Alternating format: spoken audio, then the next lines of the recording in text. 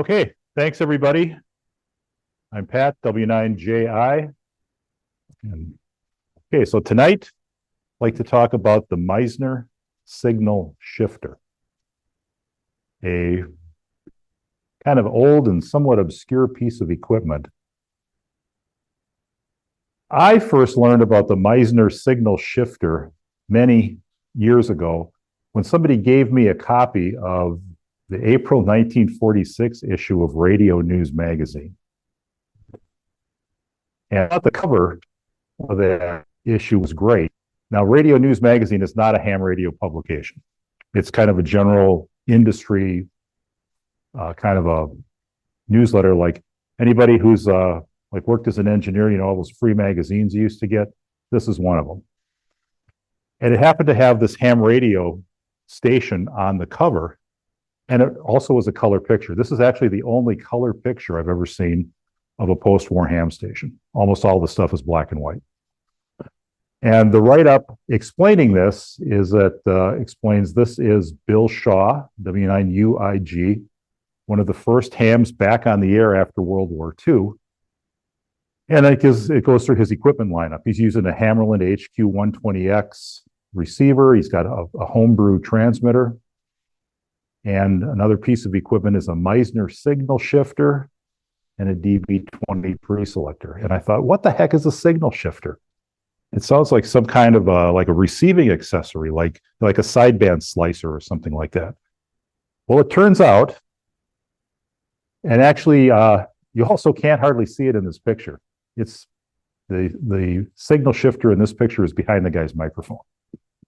So, yeah, so you can stare at it. It's like, what? What is that thing?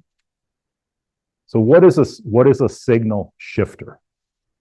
It's a VFO. Why they called it a signal shifter, I don't know. I suppose it shifted your signal for you, and that was the name that stuck. Meissner started making these in 1938, and they made them through sometime in the 50s. Interestingly, it's a VFO, which means you would hook it up to your transmitter, and then you'd use it to control the frequency rather than using a crystal. But this device can also be crystal controlled. You can plug a crystal in, and you can have your VFO be crystal controlled. I think, kind of unusual. What's different from this, from say your typical VFO, is that this puts out, the ones that I have do about 3 watts out. The manual says they'll do 7 watts. So this thing actually can be used as a transmitter, a low power transmitter. Or it was probably intended to be running a higher powered amplifier. So they didn't use grounded grid amplifiers at this time, so it would have been either a pentode or a tetrode or something like that, some kind of a high gain like an 813 or a pair of 813s or something like that. Covers 160 through 10 meters. You can key either the oscillator or amplifier stage, which is important to be able to get things nice and stable, to be able to pick how you key your radio. And it even has some nice features like it's got a built-in relay to control switching your amplifier on and off, or your antenna changeover relay. And it has a log dial scale. And you can see kind of a plain front panel. And those of you that are in the room, I did bring one in, and you can, I know some of you've taken a look at it.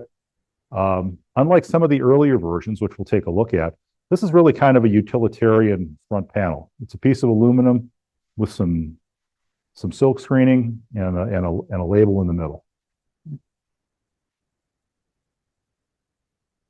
So who or what was the Meissner Company? I don't know if that's something anybody ever heard of the Meissner Company before? Several people have.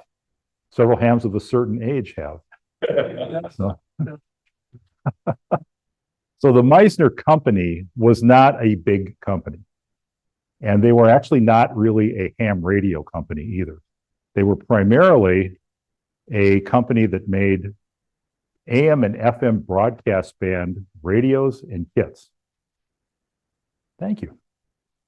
And they really only did a couple of ham radio items. The signal shifter was in several variations. So these guys were located in Mount Carmel, Illinois. And post-World War II, they were acquired by a company called McGuire Industries. McGuire was essentially a holding company. And that was kind of common at this time, was as you get into the years right after World War II, the economy is starting to boom, especially the electronics economy. You've got a lot of GIs that had some experience and some training in the military. You've got a huge number of radios that are now surplus. And the McGuire company wanted to get in on this by buying up a couple of smaller companies and taking advantage of their brand name and their market share and that sort of thing. And so McGuire bought both Meissner and Thordarson, Thordarson is a transformer company, which some of you may also be familiar with. Merged the two. Actually, they became the Thordarson Meissner company. And they were in existence until the 1990s when they went bankrupt. As far as I can tell, they stopped making ham radio gear in the mid-50s. What they did between the 50s and the 1990s, who knows? And the Meissner name is still used by several companies today.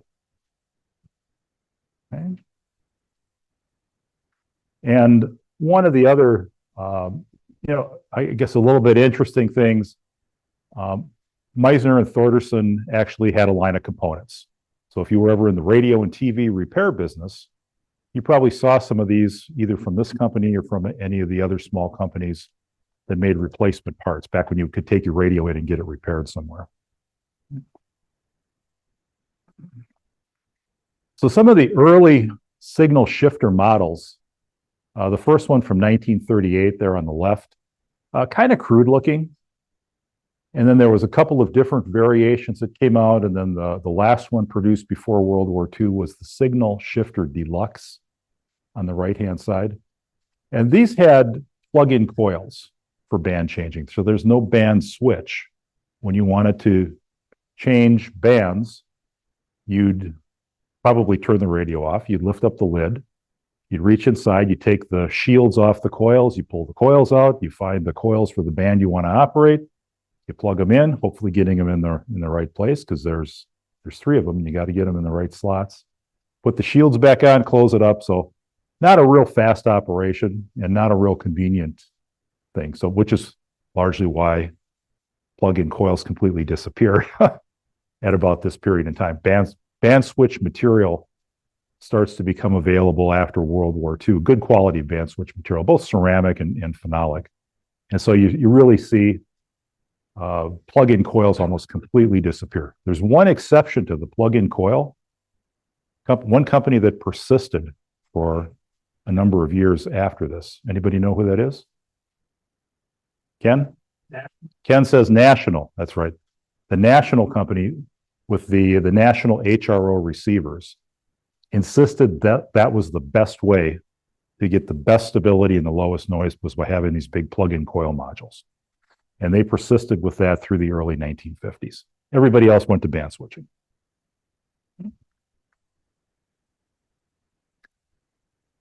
So the one that I brought in tonight is a version of the Meissner Model EX. And this is a design departure from these earlier units. So first off, this one has band switching. You can see the band switch in the picture on the left, with bands A through F. And then in the picture on the right, at the top of that, you can see there's that 3 phenolic strips in a row, and it says 20, and then the one right next to it says 40. That's a turret switch. So it's like a big rotary switch. And those coil strips have one for each band. So instead of having plug-in coils, you've now got a coil strip that's got the 3 coils you need for that band. Okay. The other thing that's different from the previous ones is the use of the tubes inside the radio. So the previous ones were really just VFOs. They were intended to be replacements for crystals, but this one's intended to drive a higher powered amplifier. And so they've got an 807 in the final.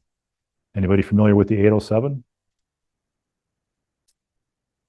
Good can of beer. A good can of beer. So 807 is like kind of the ham radio tube of the 50s, the 40s, 50s, and 60s probably. Was in lots and lots of radios. Why it's in here, I don't know. We'll talk about that too.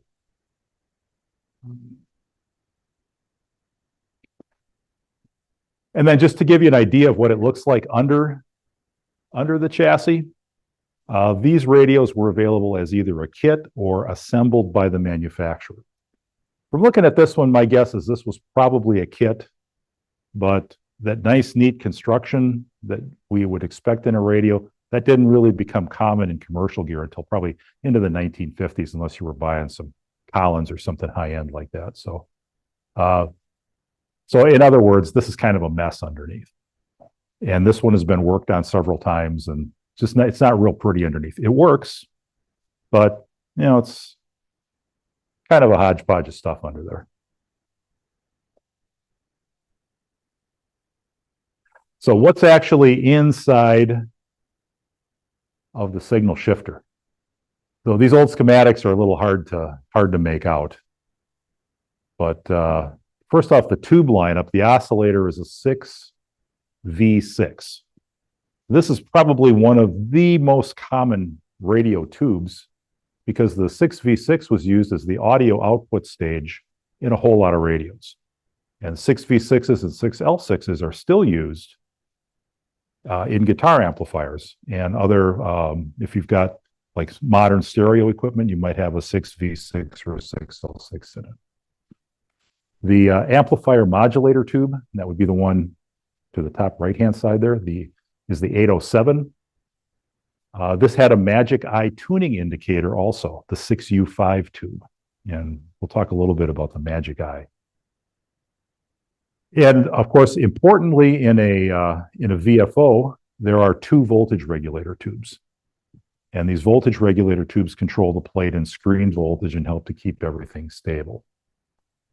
Rectifiers, of course, are not solid state. These are vacuum tube rectifiers, and they use a pair of 5Y3s connected up as a full wave rectifier with a capacitive input filter. Now, in the picture on the lower left, you can kind of see that the tall tube with the cap on top, that's the 807. So that's the power amplifier tube. And then the two tubes to the right of that, those are the voltage regulator tubes. And the tubes in the foreground are the rectifier tubes.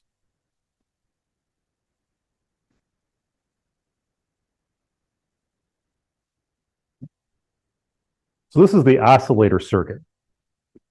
And this is something that's called an electron-coupled oscillator. These were common oscillator circuits. The electron-coupled oscillator was developed in the 1930s after screen grid tubes became available in the late 1920s. And so basically, an electron-coupled oscillator is in one vacuum tube, you have two functions. It functions both as the oscillator and as the power amplifier. So the cathode, the control grid, and the screen form a triode oscillator. And then there's a separate tune circuit that's connected to the plate circuit. And so that doesn't seem like it should be two separate functions, but it is. And the connection between them is actually the control grid. That's the electron coupled part. And the result is that you have a very stable circuit because the isolation provided by the screen grid helps to keep any change in the load. Like when you're keying the final amplifier, for example, turning it off and on, you're changing the load on the oscillator. This helps to isolate that load change and keep the frequency stable. Now, in addition to picking a good oscillator circuit, Meissner also picked some good components. They use some zero temperature coefficient capacitors. So as the temperature changes, the capacitance isn't changing. They have pretty good quality insulators on those coil strips to hold the inductors. And they probably most importantly, they've got those regulated voltages. Okay. Now, interestingly, the 6V6 was probably a really common tube to see as an oscillator in a ham transmitter.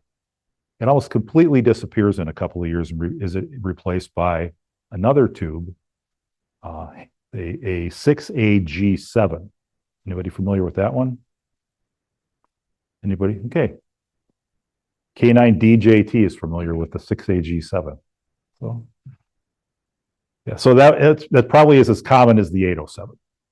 And it actually turns out to be a much better tube that's used for amplifiers. The 6V6 at the time would have been a really inexpensive tube and very readily available. Okay. Probably figures into why it's in here. Now, if we look at the amplifier doubler circuit, again, this is the 807. Depending on what band you're on and what coils were used, the oscillator signal is doubled onto the grid of the amplifier, and then the signal can be doubled again at the plate. And this is how you get your oscillator to be able to cover all the different frequencies across the ham bands. And as I pointed out, this puts out some power. Not the book says 7 watts. The ones I have only do a couple of watts. It also has a link coupled output, and the link coupled output is intended to have a 300 ohm load. So this isn't the 50 ohms that we're used to today. This has to have a 300 ohm balanced load. So why is there an 807 in here? Anybody ever have a transmitter with an 807 in it? I know Ken has. I know you do too. Yeah. You had a Globe Chief, right? I built one with an 807. Okay. Okay. Still a novice or just getting my general microphone. I know it's putting out all over the place because I got a Pete ticket from it. Okay. So whenever somebody has a comment, let's see if we can get the microphone over to that person. Okay. All right. Okay. Too late. So the 807 was a real common tube, and an 807 transmitter probably had 75 to 100 watts input. So it's not like a 2 or 3 watt transmitting tube. So why did they put the 807 in here? It's an excellent choice. It's a specialty RF tube. It's not an audio tube that's put in an RF circuit. It's actually a specialty RF transmitting tube. Good for up to 60 megahertz at full ratings, and you can use it up through 2 meters with some derating. So why would this be in here?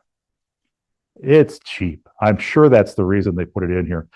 Right, the years right after World War II, these were military surplus, and there was lots of them, along with another tube called the 1625, which is the 12-volt version of the 807, which the military used in certain radios. So the market is flooded with these tubes, and not only these tubes, but like a whole bunch of different tubes. And that's what drives some of the design choices that you see in equipment. You'll also see this the same effect in, for example, a Collins transmitter. The Collins 32V transmitters use surplus radar tubes in the final amplifier. They were abundant for a few years after World War II, then they completely disappear. And so some of these tubes they're so obsolete that you just can't find them anywhere. Okay. Not the case with the 807, but they were inexpensive, they were abundant, and I'm pretty sure that's why an 807 ended up in here.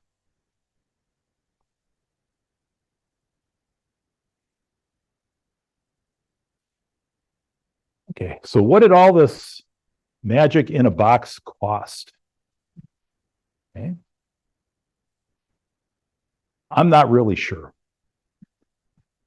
The information that I can find on it is not much. Now, remember, this is not a major company. This isn't Hammerland and or Hallicrafters or Collins or something. This is a pretty small company, even after being acquired by McGuire Industries. And so there aren't a lot of advertisements. And that's how you find out about prices and stuff for most of these things, is you look through the old ads. And there's this one that appeared in QST that talks about a kit version for $50. But this kit doesn't include the power supply, and it doesn't include the coils. The ad doesn't say that, but it doesn't include like half of what you need to run the radio. So it's 50 bucks. A slightly different model, which is the one I have on the table here, the narrowband FM version, apparently was just under $120. So in today's money, what does that work out to? So $117.20 was just under $2,000 today. So, so 50 bucks, even if it was only 50 bucks, that would have been around $1,000. So these are, pretty expensive radios. And as we've talked, if you recall, when I did the presentation on the Collins VFO last year, you look at the cost of these radios at the time and you put them in today's dollar, we get a lot more value for our money today than you ever did in the past. So, I mean, what could you get for $2,000 today? You certainly would get more than the VFO. You could get you could get a whole radio and a pretty nice one too. So.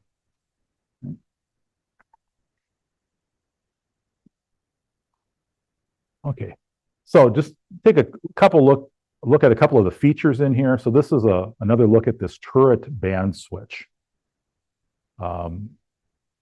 It's kind of an interesting concept, and I haven't seen any other piece of equipment that uses anything similar to this, with the exception of your old TV set. So if you remember your old TV set, you when you're tuning, you're changing channels, the VHF channels. It's like click, click, click, click. That's a turret switch. Okay, so this is a really big version of what will eventually be the kind of mechanism used in a TV tuner. These coil strips that may or may not come with the radio, depending on which version you bought, can be set up for the standard 80 through 10 ham bands, or they had some specialty ones. 160 wasn't real common at the time, but you could get a 160 meter coil strip, or you could get a 6 meter coil strip. They had one for the 75 meter phone band, so they had some specialty stuff like that. Or you could probably make your own if you felt like doing that too. As a practical matter, when using this, the ones I have, I don't think they're worn out. So they don't seem like the mechanism is been used so much that it's worn out. But these are a little touchy. So you've got to get a number of these pins that have to line up just right and contact the mating connections on the chassis.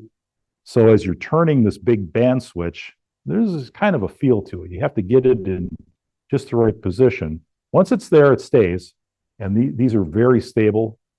But as you're changing bands, it's just a little bit touchy to get it just right. Okay. Another feature that was somewhat common in equipment at this time, and certainly earlier equipment, was you can't read the frequency that you're on directly on the panel. This uses something called a log scale. So the front dial is calibrated from 0 to 500, and then you use a calibration sheet like you see on the right-hand side there. So if you wanted to be on 3.52 megahertz, you set the band switch to 80 meters, you set the dial to 411, and you're on 3520. Okay. Once the unit is calibrated, I found that these charts actually work pretty good and they're quite repeatable. Okay. Maybe not real convenient, because you probably remember after a while too. It's like if you're operating in a certain part of the band, what settings do you need to have? But you don't really see these actual frequency readouts becoming popular until in the post-war years, because it's more expensive to have a dial with a direct frequency readout. And just to comment on the tuning mechanism, you can see in the picture in the middle at the bottom there, this is a gear-driven mechanism. This thing is silky smooth and has a very appropriate tuning rate. So it's not too fast, it's not too slow. So if you want to tune around the band, it's got a very nice feel to it. So if you didn't check it out, Give the knob a twist before you go.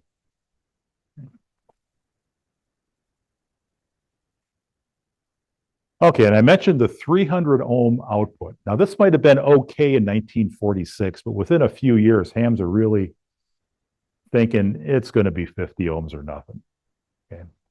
And so in the upper right-hand corner, you see there's an SO239 connector on the back of this radio. So common practice that hams did to both transmitters and receivers is just to take off the balanced output stuff, put a coax connector on it, and just hook it up and just go with it. Now, if it's a receiver, that probably works okay.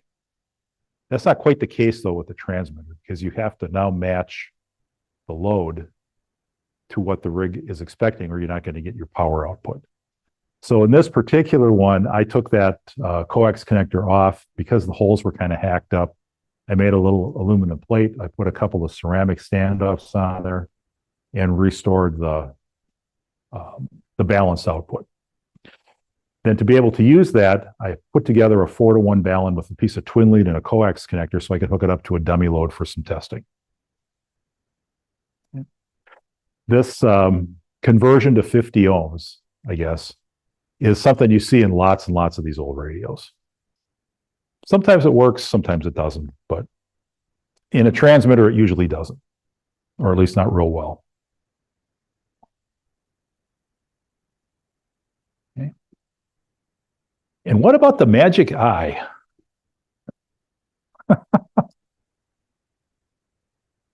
Magic eye tubes. So what is a magic eye tube? It was invented in the mid 1930s, and they're used as a tuning indicator.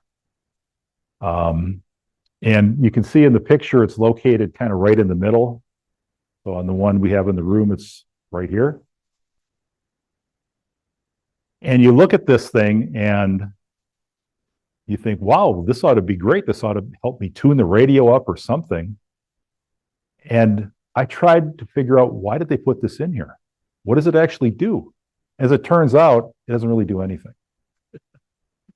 The only thing that this does is, if you're using this as a crystal controlled transmitter, you can use this thing supposedly to check if the activity of your crystal. In other words, the eye will close if the crystal is good.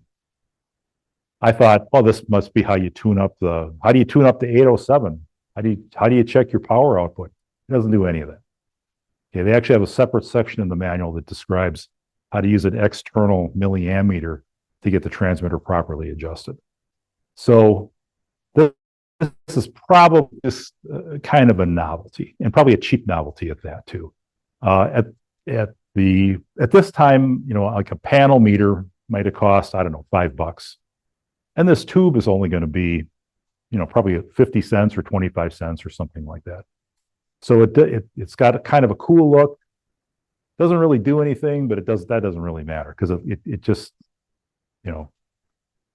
it's something that looks nice, I guess, and that's why they put it on there.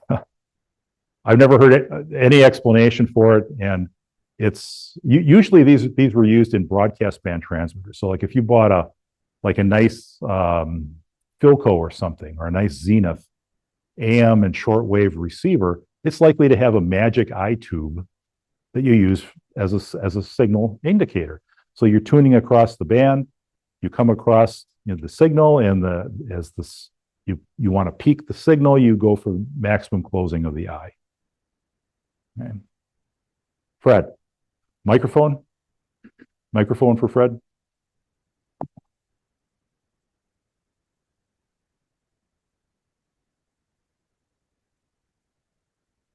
I've seen magic eye tuners. I've seen working ones. Mm-hmm. I never knew how they worked, though. How does that tube glow and change? Because explain the operation. It actually works something. It actually works something like a picture tube. Okay, so that area you see with the green, that's a phosphor, like an old vacuum tube style picture tube.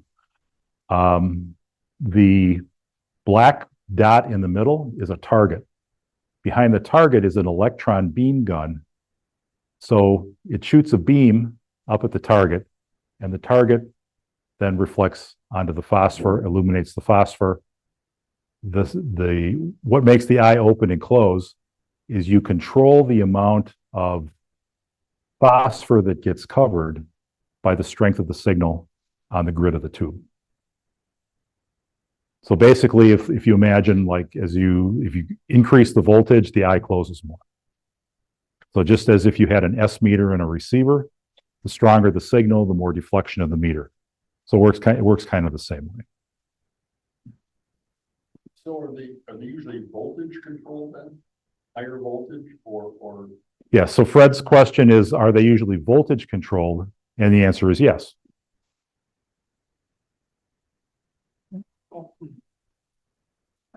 Okay. Here's the heat kit, capacitor checker also. Okay.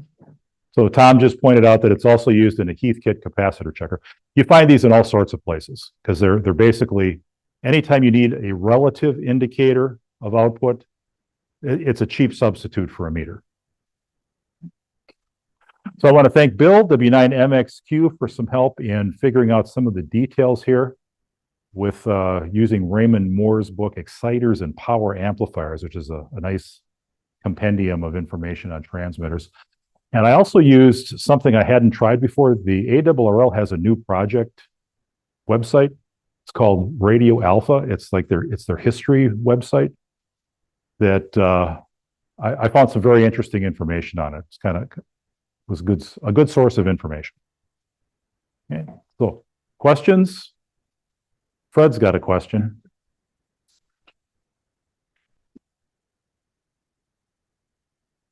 Just a comment, I guess. Turret tuners like that were really common in color televisions in the 60s, I think. They were problematic back then, and I'm sure they would be in here too, because as you rotate that whole drum, there's a set of contacts somewhere, that fingers that touch those exposed terminals. But they get dirty, they get corroded, and it was a never-ending chore with the TVs in the 60s to keep those tuners tuning. Yes, actually, that's where I learned about something called tuner cleaner, which you could get at Radio Shack or any other place. And when your TV set was acting up, you'd spritz it with some tuner cleaner, and boy, it fixed it right up for a week or two. Any questions on Zoom? Just a comment, Pat, if I might. Go ahead, Bill. Turret band switches were used most recently that I've seen in ham gear in the last receiver from Hammerland, the HQ 215, which is a solid state version of the Collins S-line receiver. And it uses a turret band switch, which is a devil to use to do alignment, because the alignment inductors are on the turret. So they're kind of difficult. Also, the tuning eye tube, you'll see it on other vintage gear. Hallicrafters used it quite a bit, as recently as with their competition to the S-line, the HT44 SX117. There was a modulation monitor available as an option that was a tuning eye tube that was flat. It wasn't round. So you would close the leaf for maximum voltage or maximum signal. So they would come from the left and the right, similar to the one you're showing that would run around in a circle and come back on itself. Oh, I was going to make a comment. One of the neat things, I guess, about the signal shifter is it was a VFO, one of its stated purposes. Hams also used them for transmitters, but they were extremely harmonic rich. So if you wanted to be on 160, you might also be on 80 and 40 with equal signal strength. You want to watch out for those multiband antennas, no attenuation. Actually, that's a very good point, Bill. One of the things that I did find in checking the output of this is that it's harmonic rich would be an understatement. You would have to have some adequate filtering on here, or you'd be getting some pink slips from the official observers for sure.